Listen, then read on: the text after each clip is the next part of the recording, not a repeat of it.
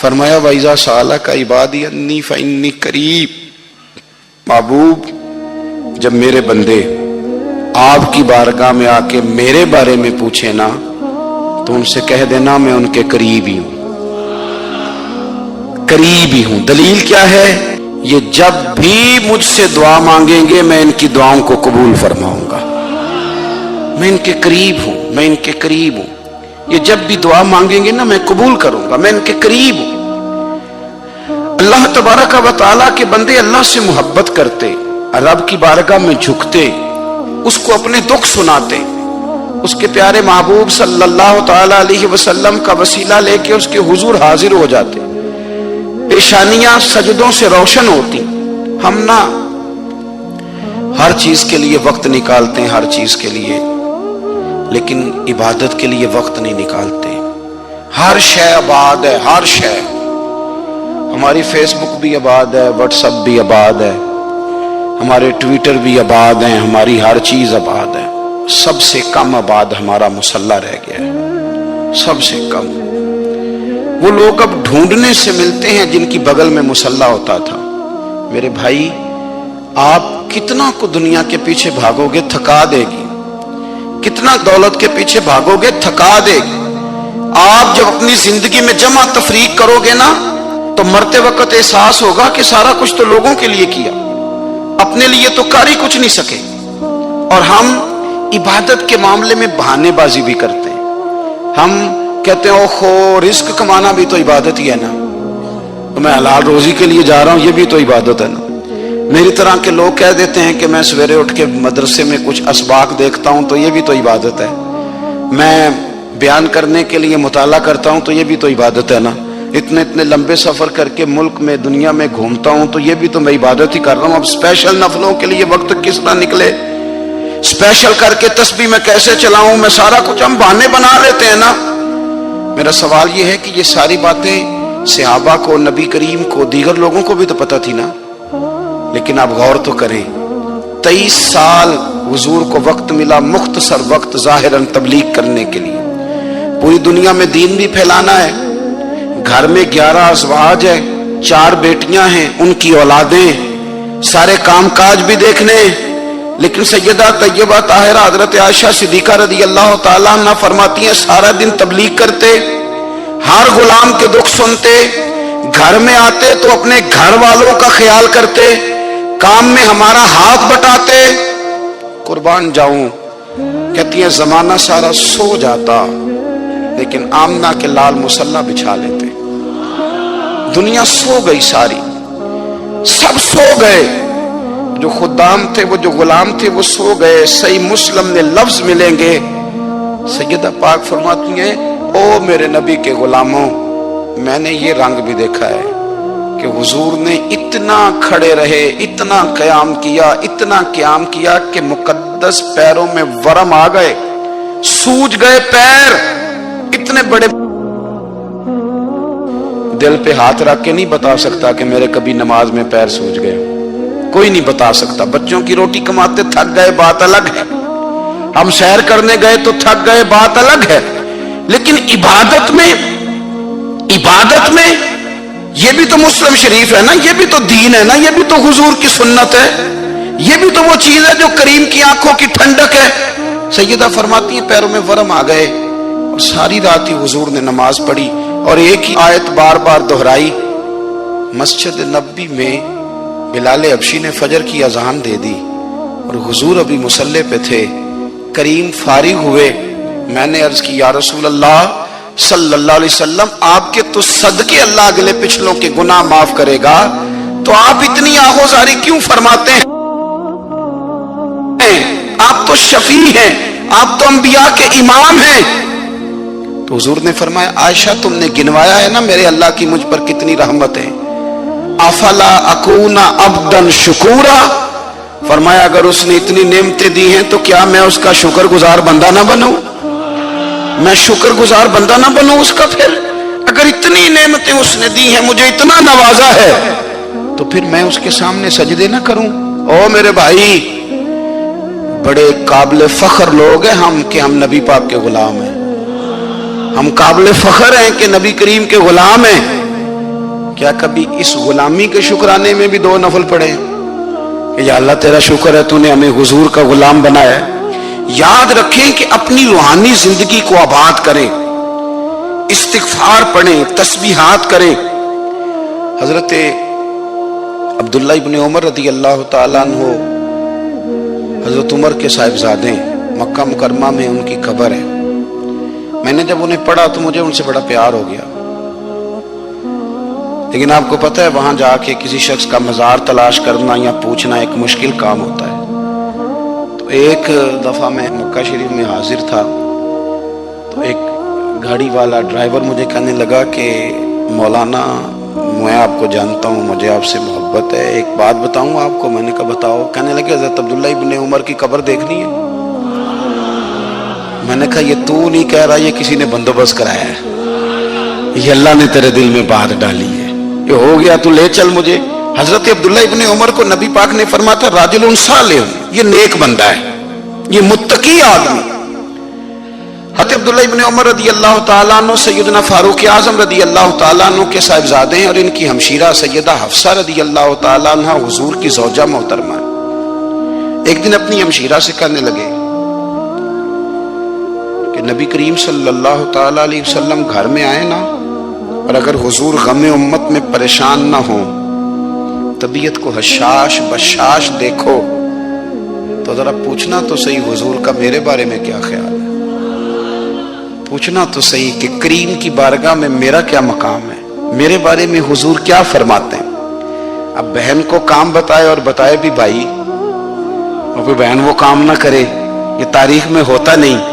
حضرت عمر فاروق رضی اللہ تعالیٰ عنہ کی صاحبزادی ام المومنین رضی اللہ تعالیٰ عنہ فرماتی ہیں کہ میں تو بس منتظر تھی۔ انہوں نے تو کہا تھا نا کہ اگر تم حشاش بشاش دیکھو تو بات کرنا، لیکن حضور تشریف لائے، میری باری تھی، میرے گھر تشریف لائے، کھانا پیش کیا تو فوراً میں نے عرض کی حضور ایک بات پوچھنی تھی۔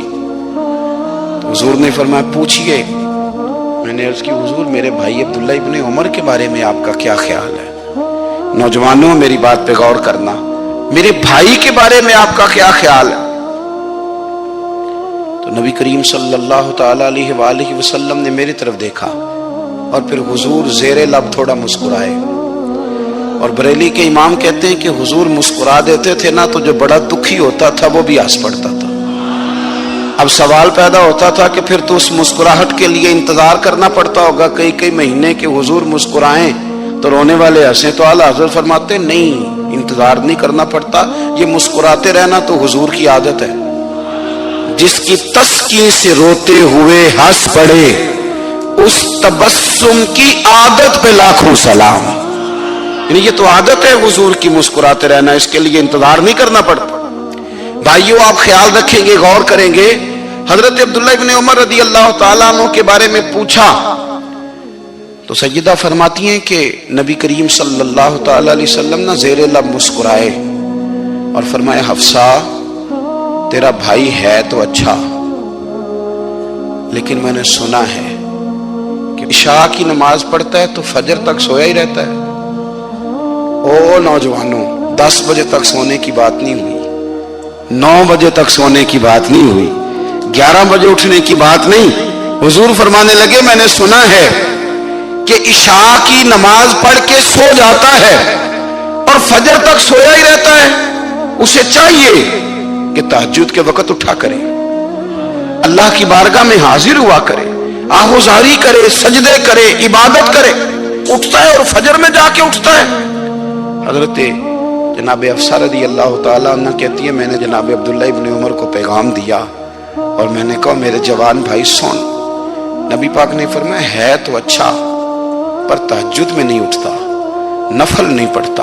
او میری ملت کے جوانوں، مزہ نہیں آ جاتا جب ساری دنیا سوئی ہو، ساری دنیا، اور بستر بھی گرم ہو اور نیند بھی پورا غلبہ کر رہی ہو، اور اچانک گھنٹی بجے دماغ میں، آنکھ کھلے، گھڑی پہ نظر پڑے، 3:30 4 بجے کا پیغام گھڑی بتائے، اور کوئی چڑھتی جوانی والا اٹھ کے وضو کرے، اور جب وہ مصلی کھول کے بچھائے تو مدینے والے محبوب کہتے ہیں کہ ہر نماز پہ رب ثواب دیتا ہے، اور جو اٹھ کے تہجد کی نماز پڑھے اسے دیکھ کے تو رب مسکراتا ہے، جو اس کی شان کے لائق ہے، جو اس کی شان کے لائق، وہ مسکراتا ہے، خوش ہوتا ہے کہ میرا بندہ تہجد میں اٹھ گیا، وہ مسکراتا ہے۔ کاش ہماری صبحیں کبھی اپنے مالک کے نام ہو جائیں، کاش کے صبح۔ حضرت ابو الحسن رحمت اللہ تعالی علیہ حضرت معاذ ابن جبل رضی اللہ تعالیٰ عنہ کے پاس بیٹھا کرتے تھے، فرماتے ہیں ان سے جو پیار بڑھا تو پھر میرا مصلی سے بھی بڑھ گیا۔ تابعی ہیں، فرماتے ہیں صحابی رسول سے محبت ہوئی تو ذکر سے بھی ہو گئی، پھر درود شریف سے بھی ہو گئی، محبت ان سے بڑھی تو پھر اللہ نے مسجد کا پیار بھی بڑھا دیا۔ آپ فرماتے ہیں کہ میری ہر وقت بھی یہ چاہتی تھی کہ بس اللہ اللہ کروں، بس اللہ اللہ کروں، بس نہ میں ذرا تھوڑی جان چھڑاؤں لوگوں سے، کوئی 10 منٹ ملے تو میں کوئی 4 نفل پڑھ لوں، میں تھوڑا سا نہ بچوں لوگوں سے، اور مجھے تسبیح ملے تو میں نہ کچھ 400-500 دفعہ استغفار پڑھوں، سبحان اللہ، الحمدللہ، اللہ اکبر، لا حول ولا قوت الا باللہ، میں نہ تسبیحات پڑھوں۔ فرماتے ہیں کہ بچے تھے گھر میں 6-7، غربت تھی، کام ملتا کوئی نہیں تھا، اور میں کام چور نہیں تھا، کام ڈھونڈتا تھا، پر اللہ کی قدرت کے کام نہیں ملتا تھا۔